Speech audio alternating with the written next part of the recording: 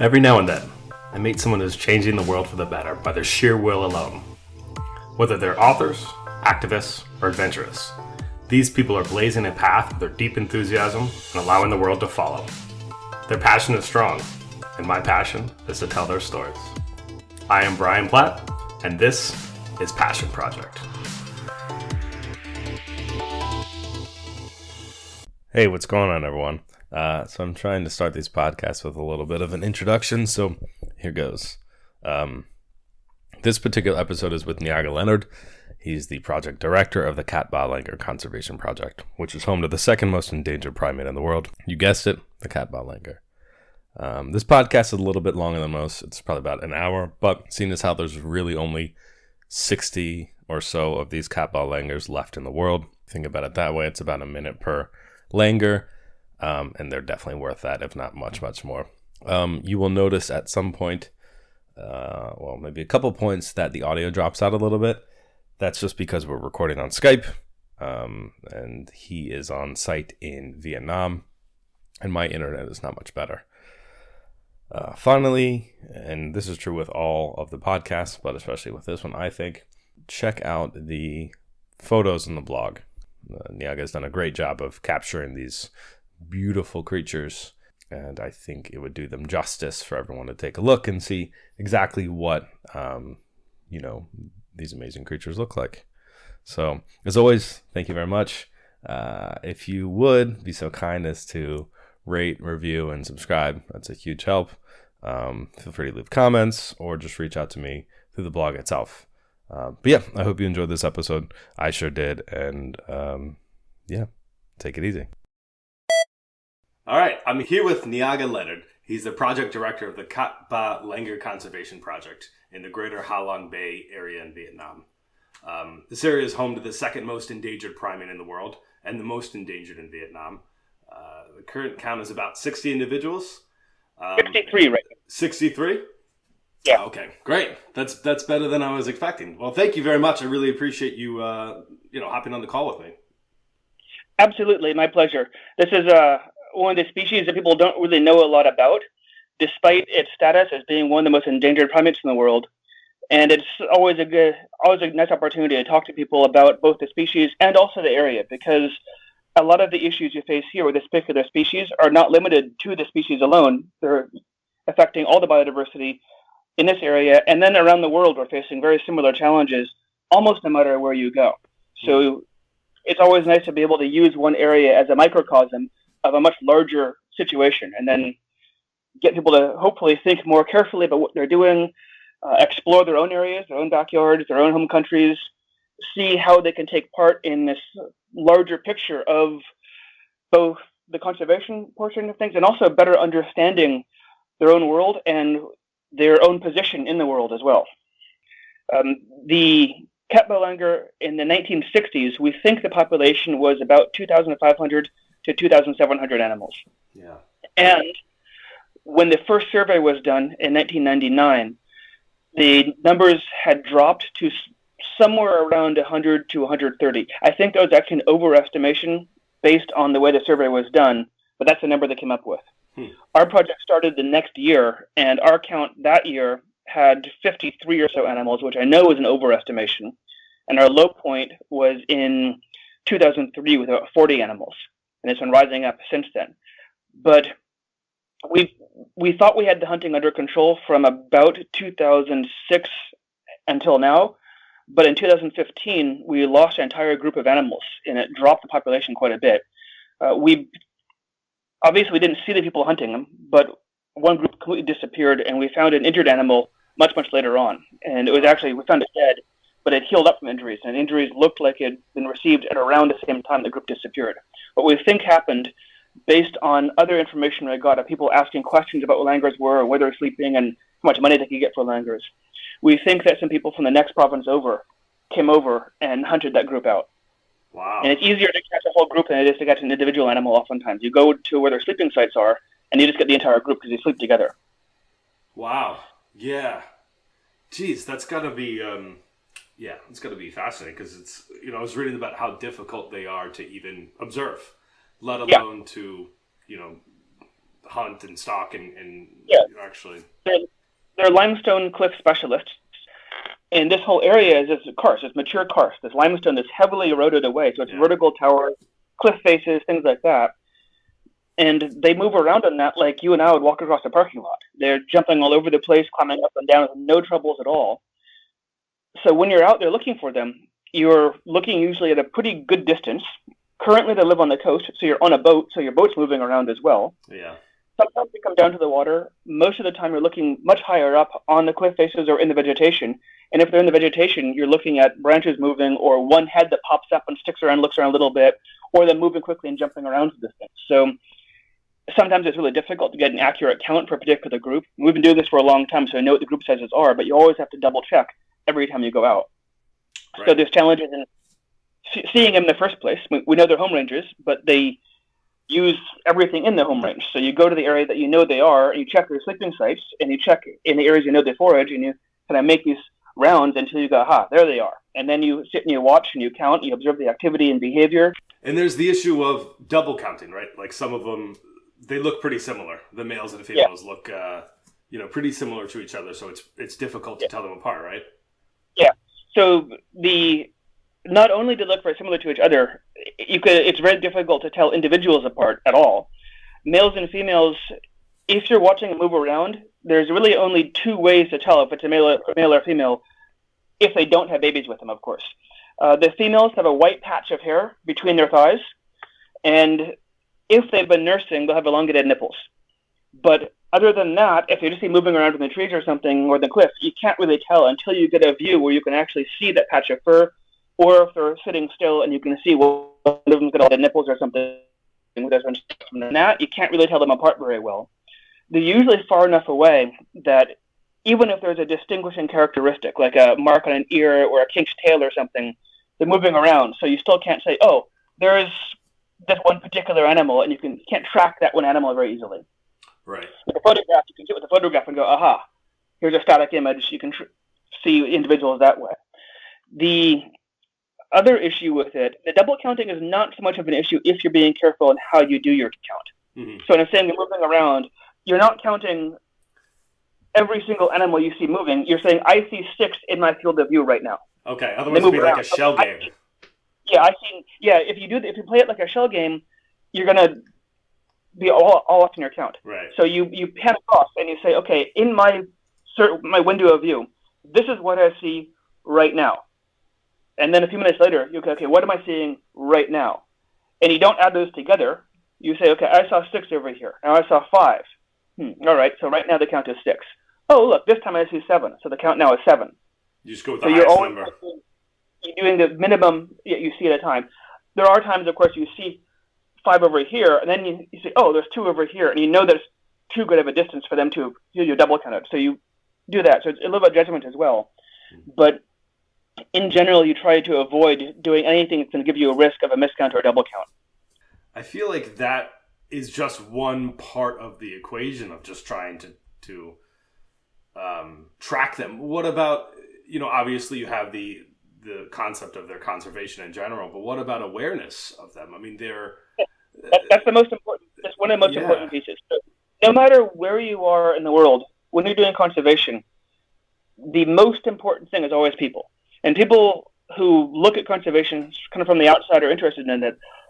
And also one of the problems is the people who are studying it in universities and things, they oftentimes get taught about the animals, the plants, the biodiversity, et cetera, and the discussion about why we're in the situation we are, why animals are endangered or plants are endangered, or what's happening is sort of left a little bit by the wayside in favor of the zoology side and the data analysis side and stuff like that. Mm-hmm. The most important thing to remember is that the conservation is about people, because the reason we're in the situation we are is because of the activities of people and the behavior of people. Right. So what you're really trying to do is you're trying to get people to change their understanding of their relationship with the environment and to change their behaviors and change their way of thinking. And to do that, you have to have a very strong awareness campaign wherever you are. And how that is done varies a lot in different areas. We have education programs in all the schools on the island for younger children. We have had a lot of community meetings and town meetings and things like that.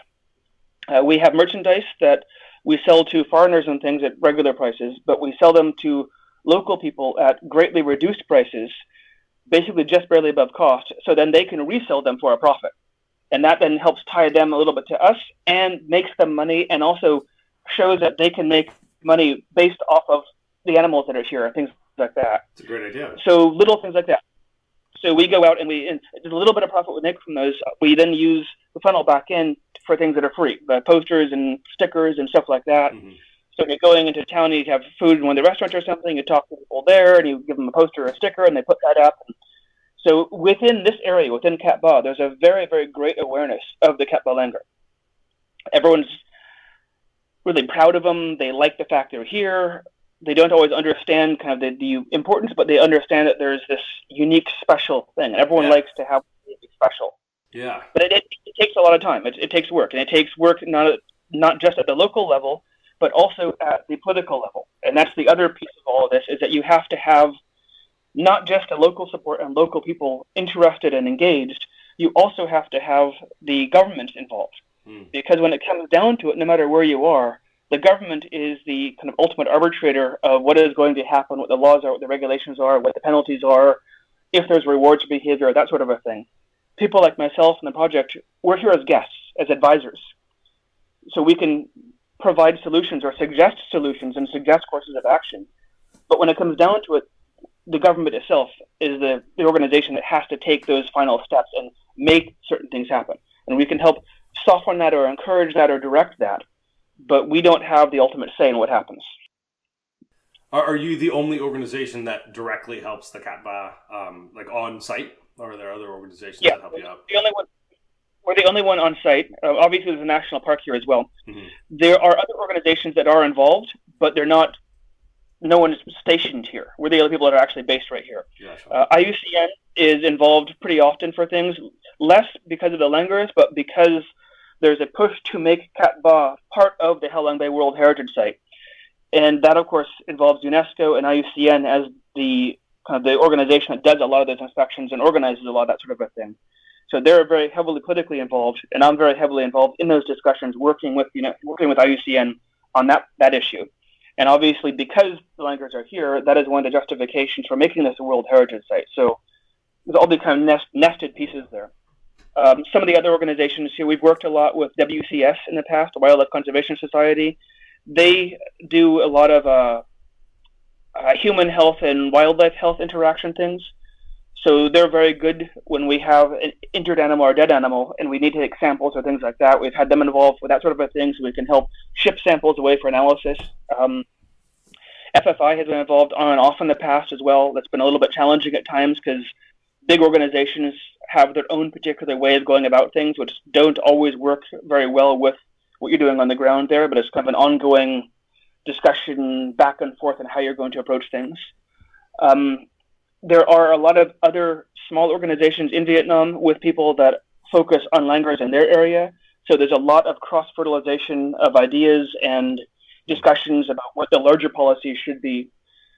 We've been involved in the national policies as well. We just recently, a bunch of us came together, and in 2017, we finally got passed a national level primate action plan for all of Vietnam, which includes plans for all of the primates. Now, how that goes from being a government-approved action plan to being practiced on the ground in a coordinated manner is still an ongoing discussion. So there's a lot of these different layers that we're working in like that. But we're small enough that our primary focus is here, and the other things are sort of when we can reach out and influence those or take part in them, we do. But we're small enough that really our focus really has to be here on the island. Right, and you guys focus on the island. Much of that is on the Cat Ba Langur itself. But there are other species. You mentioned already 1,500 species just of, flora alone. These areas are topographically really complex. They have all these microhabitats and shaded areas and wet areas and dry areas. The top of some of the rocks here are more akin to a desert versus the bottom, which is definitely a kind of a rainforest jungle area. So it's a huge variation within a very short distance. I mean, they're like 200 feet tall, right? Yeah. And some of them are sheer faces like that, too. Yeah. Some of them are more low sloping things. Some of them were just straight up in the air. You described it as something out of like Lord of the Rings. Yeah, it's like Avatar kind of thing. But we have a number of endemic plants that are endemic to both Cat Ba and the greater Halong Bay area. There are vertebrate. There's the Cat Ba Langur is the largest endemic vertebrate. We also have a leopard gecko, a particular species of gecko that's only found on Cat Ba Island. There's also possibly a skink that is only found on Cat Ba Island, a little burrowing lizard. There are 2 types of terrestrial crabs that are endemic to this area. There are tons and tons and tons of endemic snails. If you go into an undisturbed cave and you sift through the dirt in the undisturbed cave, I mean, they're microscopic snails, but almost every cave has its own endemic species. Wow. So there's an unknown number of endemic snails in the area, but they're almost microscopic. And the interesting thing is if you go into a cave that's disturbed, most of them are gone. So they're very sensitive to disturbance. Wow. I don't think we have any endemic birds. There's probably some endemic insects, but there's not been a lot of work done on those. There are no endemic bats, but there are some rare bats here. We've got 25 or so different species of bats in the area. I mean, there's a lot of stuff going on. For the mammals, they're all pretty small, except the Cat Ba Langur, the rhesus macaque, and the sirao. The sirao is I call it like a hillbilly antelope. It's a goat-like animal but it has horns more like a short, small antelope that lives up in the higher areas. If you've ever had Kirin beer, a Japanese beer that's got a thing on it, looks like a weird goat-dragon crossbreed on it, that beer, the logo of that is a sirao. It's a Chilean in that area. What's the name of that beer? And those Kirin, Kirin. All right. So, interesting. So, are a lot of those other species facing the same crisis that the Cat Ba Langur is? Absolutely. So most of them have a wider range. I mean, things like the sirao, that particular species of sirao ranges from Malaysia up through China over to Japan. But here on the island, there's only about 20 or so left, at most, probably more like 10 on the island itself, because they've been hunted here on the island. The leopard gecko, it's endemic to here, and we just have no idea what the numbers are because there hasn't been a lot of survey work done on it yet. There's been 2 or 3 surveys done of it, and that's it. So there's no real sense yet of what the population of that particular animal is. Everything here is hunted. I mean, the langur is currently probably the least hunted animal on the island. Everything else is hunted. Wow. And then hunting changes through the course of the year. Before Tet, which is Vietnamese New Year, there's a spike in hunting. Because people are trying to get things they can sell to get money for Tet. Tet is sort of like the combination of New Year's and Christmas and Easter all kind of jammed together. People are trying to get money together for their families, get food, et cetera, et cetera. Wow. So there's a spike in hunting before that. After Tet, the number of traps we find drops enormously. Coming up soon, they'll start getting the first heavy rains. When we get the heavy rains, there'll be a few days of heavy frog hunting because all the frogs go out and reproduce and everyone goes and catches the frogs to eat. Then during the summer, when the tourists start coming here, we get about 1.7 million tourists a year. 1.1 of them are Vietnamese tourists who come during the summer. And when they come here, the local folks go into the forest and poach all sorts of plants, both ornamental plants and medicinal plants, and sell them to the tourists. So a big, big spike of that during the summer. Goodness. And then towards the end of summer to fall, from basically beginning of September until about November, the birds are flying from the northern areas, migrating back across here going south. And the local folks will set up nets and catch all the birds as well, which is also illegal, but people are doing that. So we have these kind of different peaks through the year of poaching of different kinds of things. Right. Yeah, you've got to be aware throughout all the time, throughout the whole year for each different species. But even with all that, you guys have managed to increase the population of the Cat Ba Langur at least. We look like we've had a pretty good effect on the amount of hunting. It seems that it's been doing a lot of variation back and forth, but in certain areas we've gotten it to drop a lot. It's an ongoing thing. There's a lot of variation in what's going on. So it's an ongoing fight. Sometimes you have a big success and then something changes and it gets reversed again. Yeah, like you're losing a whole, population group because of... Yeah. Because, these are from my understanding, they're not only are there very few, but they're scattered. There's pockets of little populations in this area and this area of this Cat Ba Langur. There's three subpopulations. So there's three subpopulations on the island that are too far away from each other for animals to migrate between. And two of those subpopulations are reproducing populations.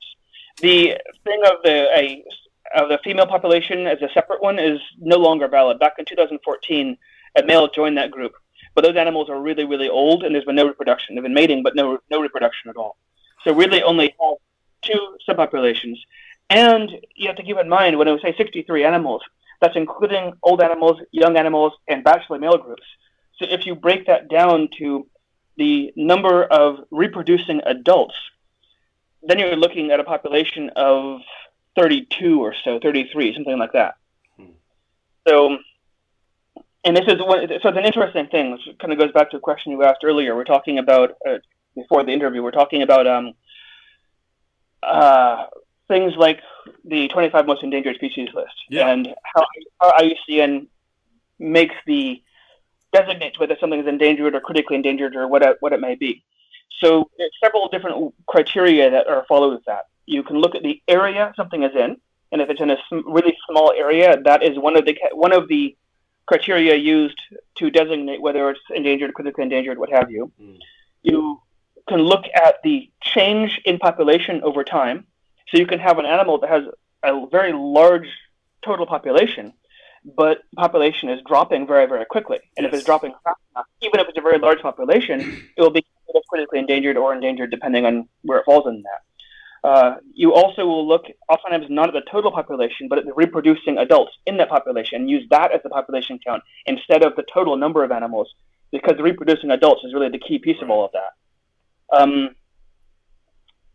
There's a few other criteria used as well. On the IUCN Red List page, if you delve into that a bit, they actually have a whole page of how that gets broken down in different criteria and what you look at to make those assessments and judgments. Interesting. Do you guys do any, and I want to chat about that, I definitely want to chat about that later, because that red list seems to be a whole can of worms by itself. It hasn't even been updated in the past 11 years. So some things have been, some things have not been. Okay. They've got different bodies of people who do the assessments, and many of the assessments are done by outside bodies. So the Southeast Asian primates, we did an assessment a while back, and all of us working on them submitted our data into the assessment group. And then the assessment group submitted that to IUCN, to the Red List, and somewhere along the way it stalled out. And I haven't been able to find out what happened with it. I've talked to a lot of folks at IUCN that I work with, and that's not really their division. And they go, we don't really know. I've talked to folks at IPS, and they say, yeah, this is an issue, and we're trying to deal with it. We don't really know where to go with it right now. So what was the hang-up? I'm not really... No, exactly. That's the question. Okay. What the question is, everyone says, "Oh, we submitted the information to them," and they say, "Well, you didn't come in the right format, or didn't get it in the right way." So it's unsure where that connection is. Yeah. What happened there? Because I did read that.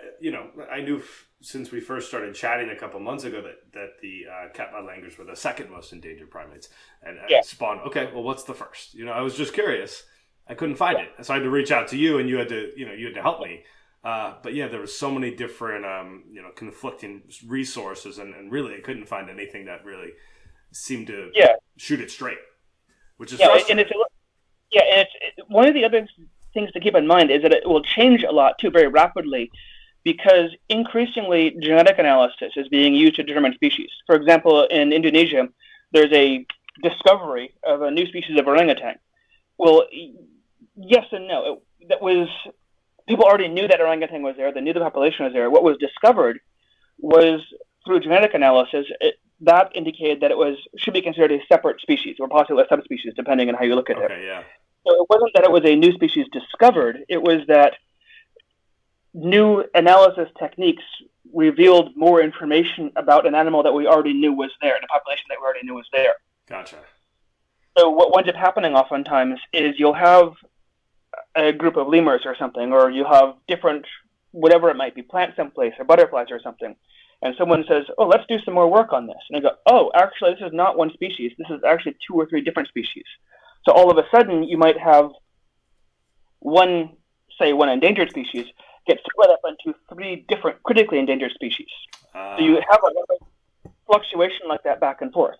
And one of the common questions people get asked all the time is, with cases like that, well, if they can reproduce together, doesn't that make them a single species, which is kind of the old definition of species? And it doesn't really, because a lot of animals can reproduce and even produce viable offspring. There's a bit more to it. The definition of species is really fluid and difficult at times. A good example of this is what's called a ring species. Do you know about ring species? I don't. I sure don't. Okay. So California has the Central Valley. And there's a species of salamander that lives in the foothills surrounding that valley. Now, wherever you go, except for one point, any adjacent pair of salamanders can reproduce with each other of this particular species. But at the southern end of that valley, they can't. They're too different. Because they started off over here, and they said the northern part of the valley, I don't know exactly where they started, but said the northern part of the valley, and they radiated out, staying in their habitat, which is this ring around the edge of the valley. Wow. They weren't in the middle. And when they rejoined together, those two, if you just looked at that, would be considered two different species. It's like a game of telephone. Well, this is what evolution is. What's the difference between us and Homo erectus? Yeah. Where do you draw that line? If you go back 100 years, you can reproduce with anybody 100 years ago. And you can go back 100 years from that, and boom, boom, boom, back and back and back and back. And you can keep doing that for 3.5 billion years until you're back to a single-celled organism. So where do you draw the line? Mm-hmm. It's really, you can look at a static picture and say, this is different from this, or you can look at a fossil or something and say, well, this is one point in time. But when you have that transition like that, it's much, much more difficult. That's fascinating, because I never thought of it, because, you definitely think about, hey, can they reproduce with each other? Yeah. Wow. And that happened with the Cat Ba Langur, right? Wasn't there... There's a species on the mainland, or a subspecies on the mainland, that often gets confused with this species right here. Well, that's in China. So the funny thing is, what's a little frustrating, is that the Cat Ba Langur they've been separated into two different species. But the Cat Ba Langur is Trachypithecus polycephalus. This is the type species. Trachypithecus polycephalus originally, when it was still considered a subspecies. And what was in China was called at the time Trachypithecus polycephalus leucocephalus. But because that population is a little bit bigger, people always went, well, the Cat Ba Langur is the subspecies. And technically it was the other way around, because this is the type species. But that has been split apart now. So this is Trachypithecus polycephalus, and that's Trachypithecus leucocephalus. And they're in southern China, somewhat near the Vietnamese border.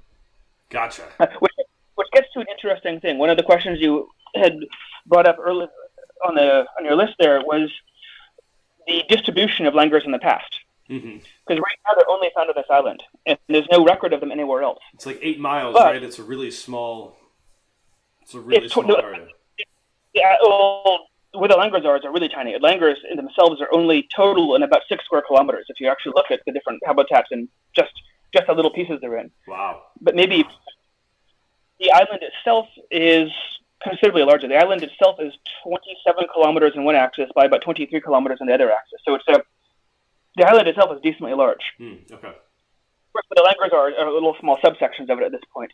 The thing is, though, that this has been an island for about 12,000 years, when the last glaciers melted away and raised the sea level.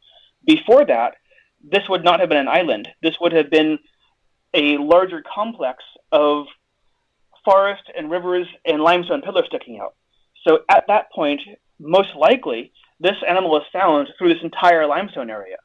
And then as the sea level rose, that area got smaller and smaller and smaller, so it got confined to this one particular island. Being that this is a tropical area and we get heavy rains and high humidity, it's not a very good place to preserve any bones or any sort of fossils and things like that. So bones and things tend to disappear very, very quickly. So there's no real record of them anywhere else.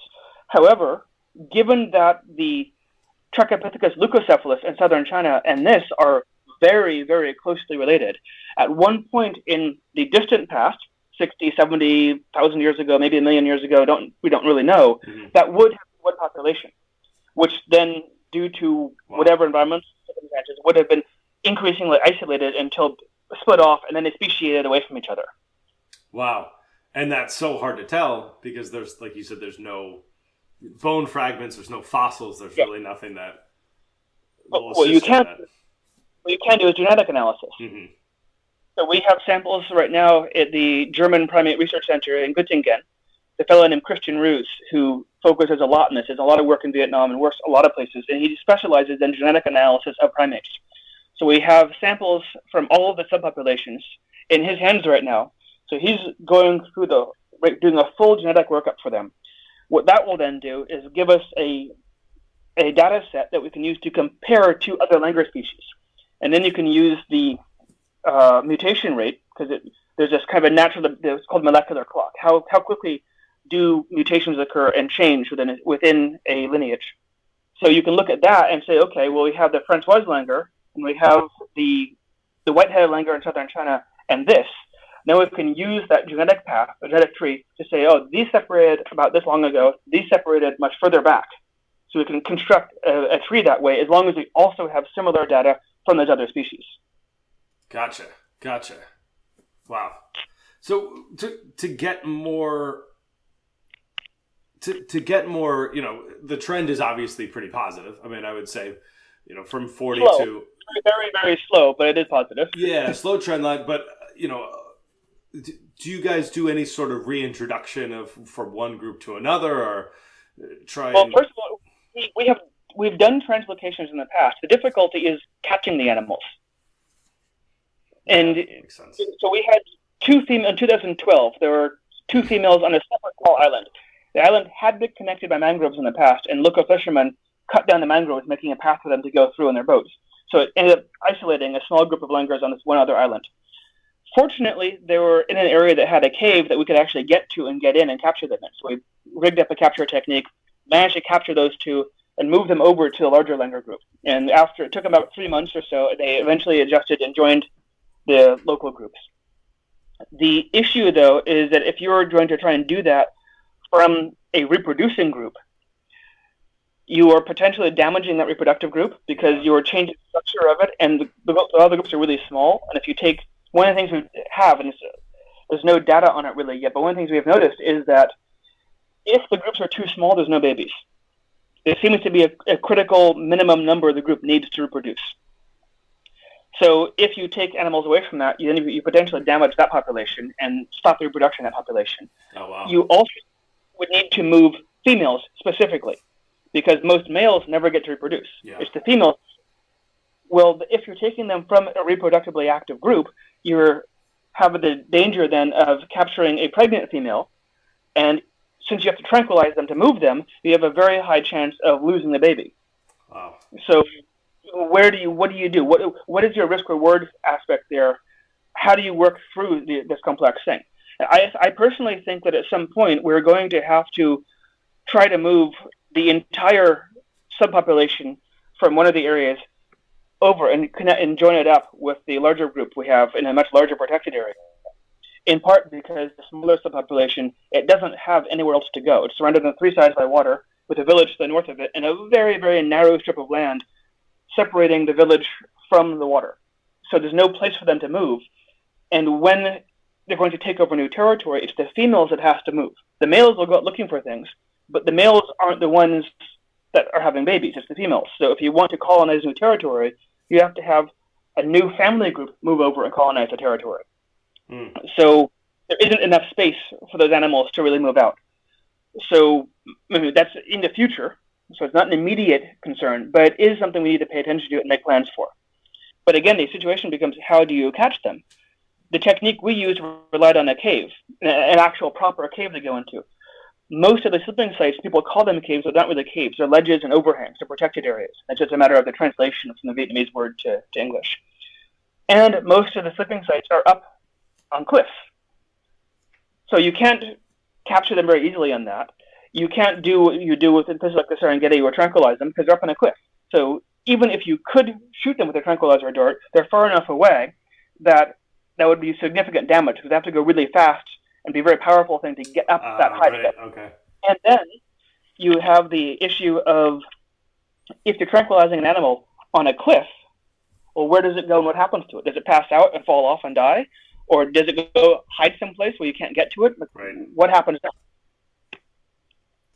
So there's a lot of significant challenges to overcome if we're going to try doing more moving of the species around, which I think we do need to do at some point. Yeah, that's interesting. And I'm sure there's probably, a lot of concern, and if something goes wrong, this is your life right now, this species of animal. So a lot of guilt that would be associated with, I'm sure you guys will make the right choice and do it properly, but, it's probably a bit scary before you do something like that. This is one of the reasons why we have things like the Technical Working Group for Primates in Vietnam and for the Cat Ba Langurs and things, where it has other organizations involved, because there's a lot of stakeholders.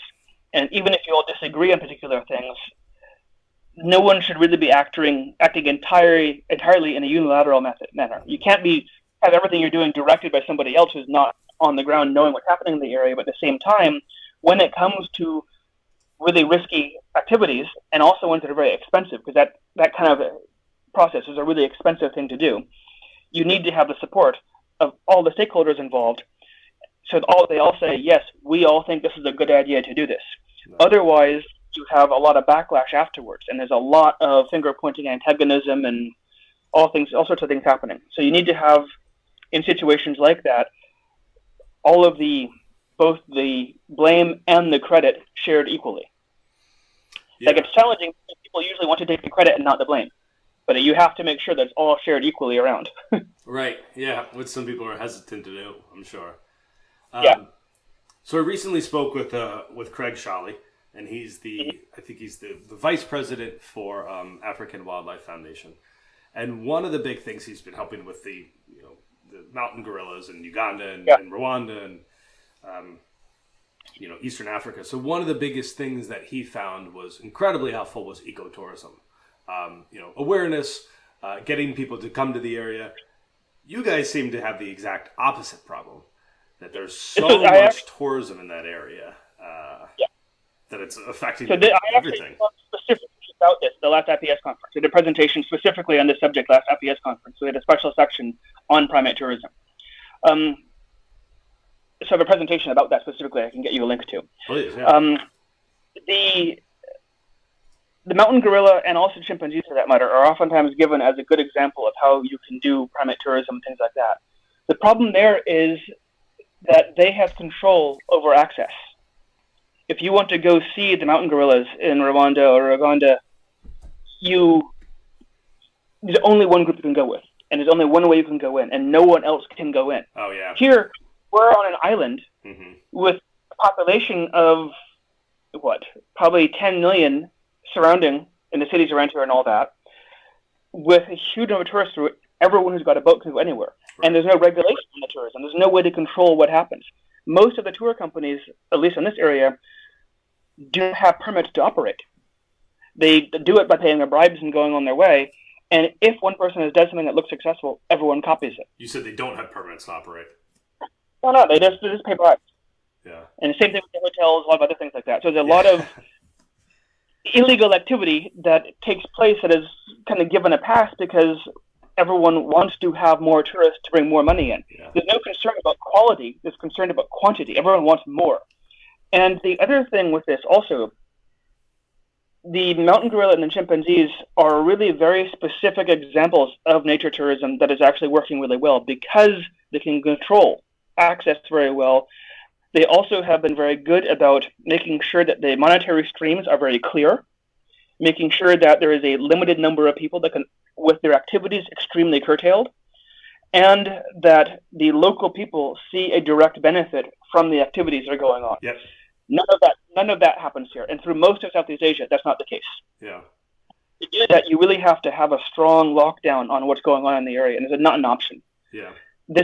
Russ Mittermeier is the fellow who's really kind of the key person pushing the primate tourism.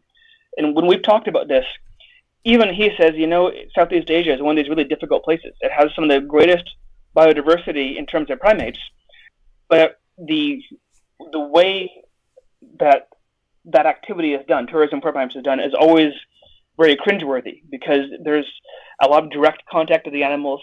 There's a lot of kind of lack of appreciation for the fact that these are wild animals. They are not pets. They're not toys. They're not anything else.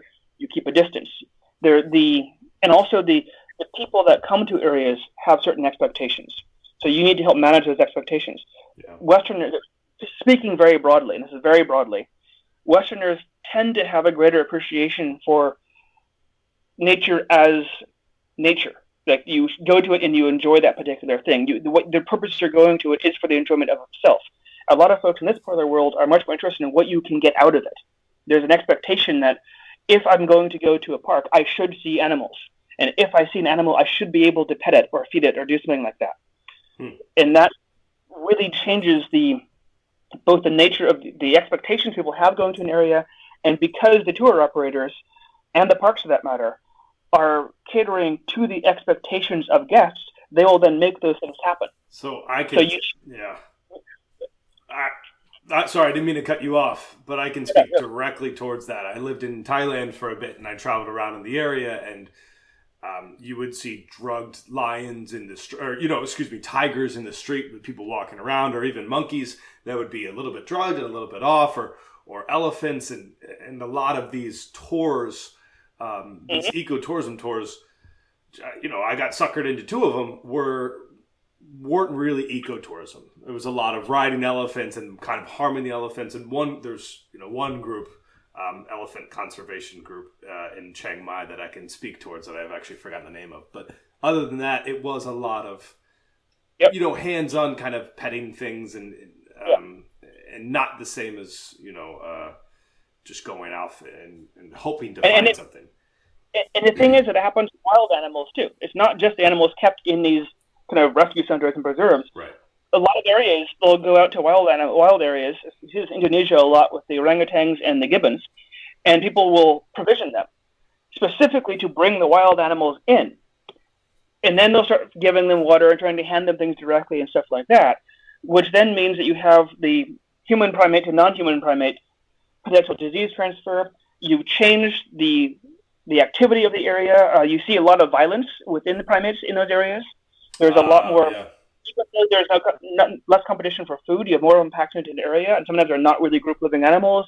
There's a huge range of documentation about primate tourism indicating, and not just primate tourism, nature tourism in general, indicating that on the whole, and despite a few individual cases where there's some good successes, on the whole, it has not given the benefits everyone thought it was going to, and it does not work quite as well as people thought it was. And there's a whole bunch of documentation on this. There's a saying we have that the ecotourism is not ecology, it's economics. It's ecotourism in that it's tourism. It's always tourism to make money, no matter how you do it. But the focus in most places on that eco is economic, because they're looking to make money however they can, and there's nothing wrong with that. Yeah, but the difficulty is when you start greenwashing and saying this is an eco resort, this is an eco tour thing, and it's not. Sure. People are using that term just as a way of attracting more people and more clients. Yeah, and we are. So I got married in October, and our honeymoon is going to see the gorillas in Uganda, and that was something we were we researched for a while, and we were very proud of that decision because of that reason. Because it's one of the, it's very successful, but it's also they don't mess around. You're there to see the gorillas. When you see them for an hour, and that's it. You don't get close. You don't touch them. They give out permits. Permits are very expensive, and it goes back, to the community. They give out permits. They run out with them 6 months in advance. I mean, they're not playing around, and that's the way I want it to be, and that's the way it should be. Is there any way that would transfer to, Southeast Asia and Vietnam in specific, or is that requires so much change? In the case, it requires a huge amount of change. So in those areas you're talking about, they're relatively small countries. Mm-hmm. The government has made a decision that is a special resource and needs to be managed very, very carefully. And the government has made policies that people must follow. Right.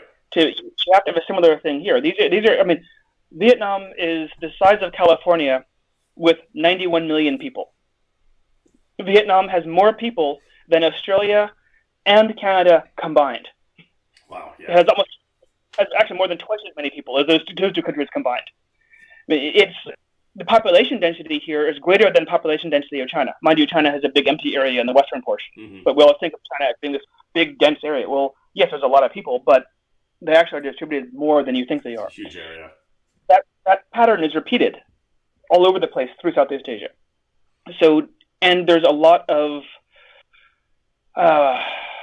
Well, even in Thailand, the government level of corruption and things like that. Yeah, so it's really difficult to make certain things happen and have laws and policies put in place that are actually enforced. Yeah. Well, are you hopeful? Are you hopeful about the trends in the positive trends in general? I mean, this could definitely be. It could seem frustrating. I read about the massive amounts of pollution created by tourists and by locals, I'm sure, to a lesser extent. But are you? Do you see this continuing in a positive trend? I do. It's a slow process, but it's one of those things where things go really slowly, and then all of a sudden you get really big jumps. Like well before I got here, back in 2006, we managed to get the park expanded by quite a bit to include other areas for protection, and that was a big abrupt jump that took place over the course of basically a year or two. If this area does become a World Heritage Site, and there's a lot of discussion and debate about that. Oh, wow. That'd be great. Well, yes and no, depends on how it goes on there. But what that would potentially do is rewrite some of the borders in the area and then potentially allow for a bit more influence over how to do protection in the area. The issue with World Heritage Sites is that there's no real governing body, there's an administrative body that assesses them. And the only real threat they have is to say, we'll take your status away. But no one wants to have that happen because you look really bad. It's a huge loss to face if you have your status taken away. So this is one of the reasons why there are certain areas where World Heritage Sites are not being managed very well locally, but they're still World Heritage Sites, is because the organizing bodies that actually give that assessment certification out, the way of thinking is, well, if we take the status away, then we have no influence at all. But if we let them continue the status, we can lean on them and push and push and push with that, taking it away. Wow. Interesting. So there's a lot of weird little politics involved in that sort of a thing as well. Again, this is all about people in politics. Yeah, that's almost like some gangsters, tactics right there. Of giving something and then threatening to take it away or, removing protection. Well, remember, they're not giving it, but people have to apply for it. So the UNESCO or anything doesn't come in and say, we think this should be a World Heritage Site.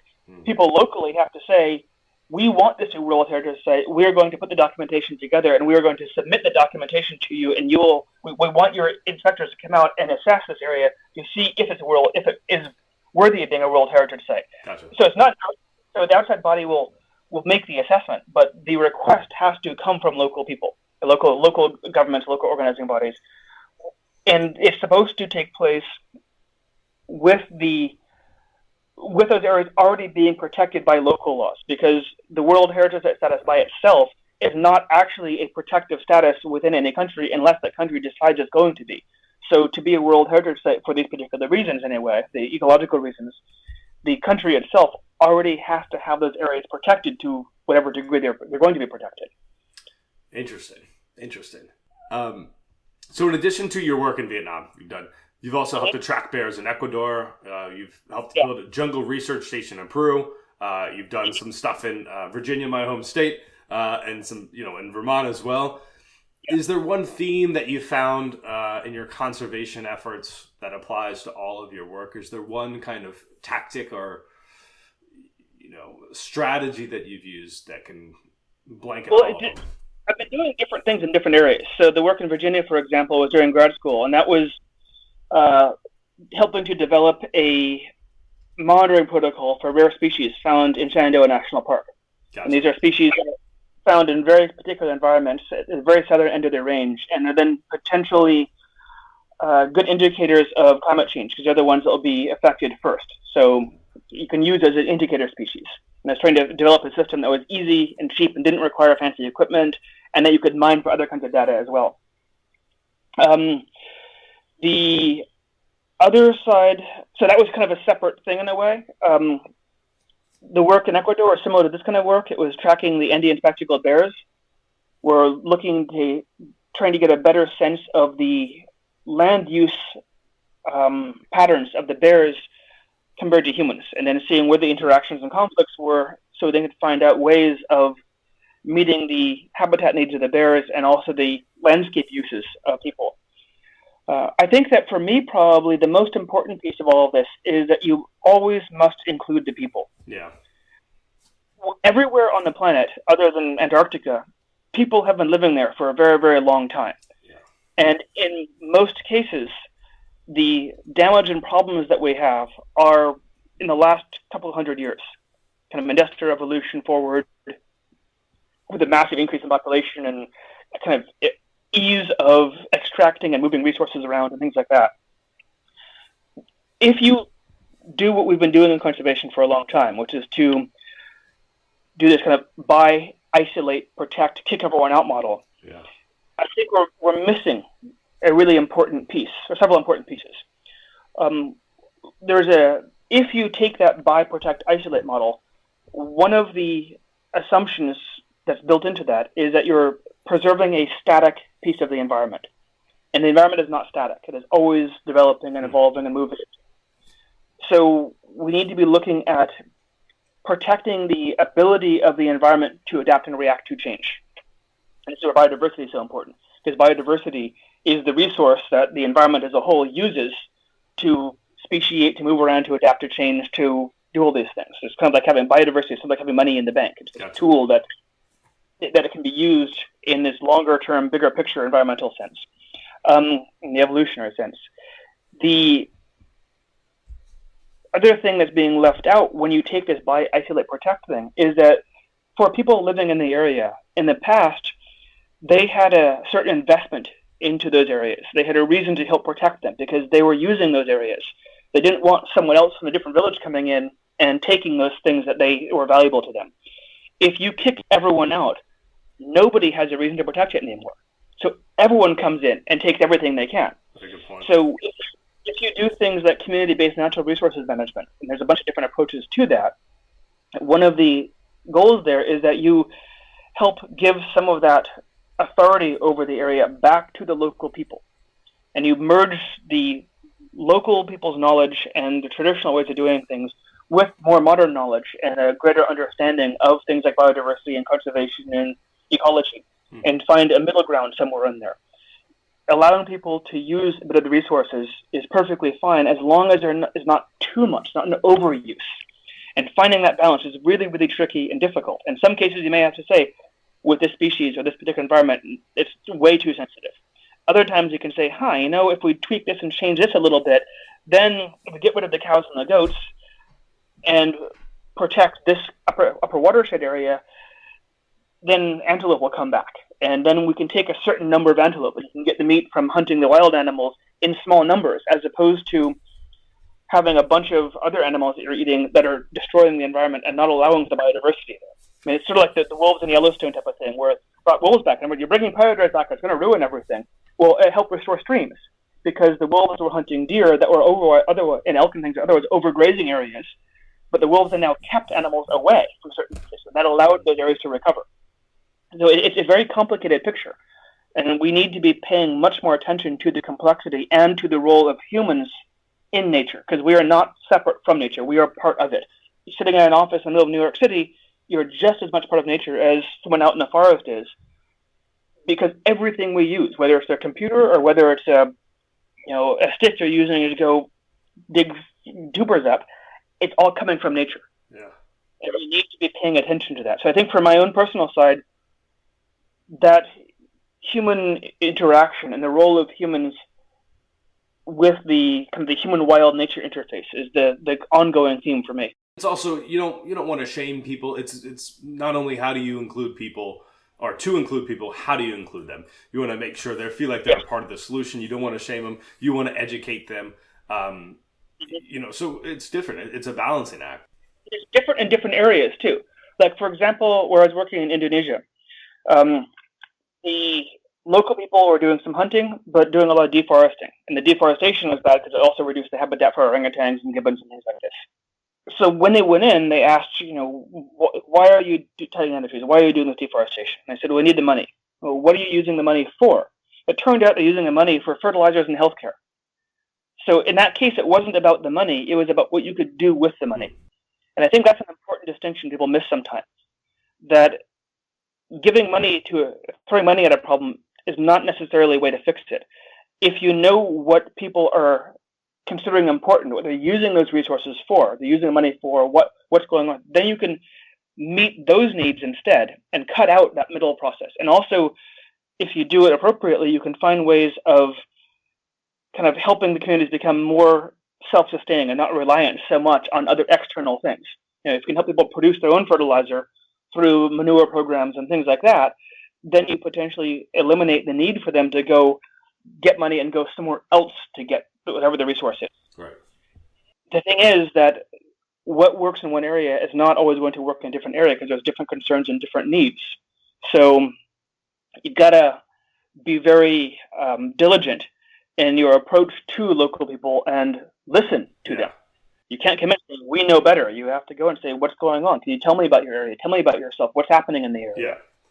Yeah. What are your concerns? What is it that's important to you? It's just surprising how many organizations don't do that. And that seems to be what sets apart the successful ones from the unsuccessful ones. Yeah. I think there's an increasing trend to do that, but it's a slow process. Yeah, exactly. So how can people help the Cat Ba Langur Conservation Project? Yeah, so I say two things with that. Obviously, we welcome any support we can get. The easiest thing that we can use best is equipment and finances. You can check our Facebook page out, look at stuff like that, talk to our sponsors in Germany as well, and email us, whatever. We can kind of work things out with that. Those are always the most useful things. Spreading awareness is always a good idea, too. That always is very helpful.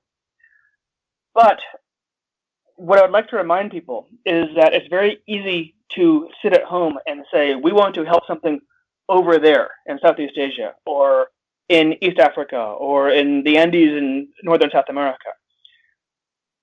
Because there's a certain level of distance. It's not very personal. But all over the world, there's a lot that needs to be done right at home. And a lot of that can be done even from a backyard. And just start thinking about your ornamental plants, using native plants instead, because native plants then host native insects, which are the native birds and things eat. And that helps to keep a lot of the damage that we're doing greater in the environment lessened and mitigated. And you bring nature into you and bring it to yourself and become a greater part of that. Working with any sort of local organizations that are working on local conservation things or dealing with invasive species or dealing with protecting particular areas or getting involved in citizen science projects that help learn more about the biodiversity of an area and then use that to figure out longer-term policies and plans to manage the resources of an area. I would encourage everyone to get involved in those things and really get involved locally, pay close attention locally. And, of course, that also goes into voting and being active politically as well. We really need to be paying much, much closer attention to who it is making policy decisions and making law decisions, because that is really what dictates the longer term future and cycle, is the national level policies, what corporations and companies are allowed to do, because that's where actually most of the damage comes from, these really large organizations, and how we as a population manage ourselves and our environment. So yes, we always welcome any support we can get from anywhere in the world, but remember that it's not always the places far away that need help. It's the places right around you that also need help as well. I love it. I think that's powerful advice for anyone, anywhere. Neagha, I want to thank you so much for your time. I really appreciate it. I've learned so much just now. Just about the Cat Ba Langur, but also about conservation in general and primates and, everything we chatted about. So I really appreciate your time and thank you for talking with me. Absolutely. My pleasure. So I really enjoyed it and I'm looking forward to seeing what else you do in the future as well. It seems like you have some interesting things lined up and I'm always happy to talk with people like you who are really engaged and want to share information and get other people interested and excited. So thank you very much for having me on and for doing what you're doing as well. Absolutely. Yeah, I appreciate that. And yes, I'm sure we'll be in touch. This is a fascinating project and, I want to follow it for as long as it goes. So thanks again, Neagha. I really appreciate it. My pleasure. Take care. All right, you too. Thanks for joining. If you liked that episode, feel free to rate, view, and subscribe. That actually really helps. If you haven't seen it yet, take a look at the accompanying blog. Don't forget yourboots.com, where you can read more and see photos for all the interviews. Until next time. Take care.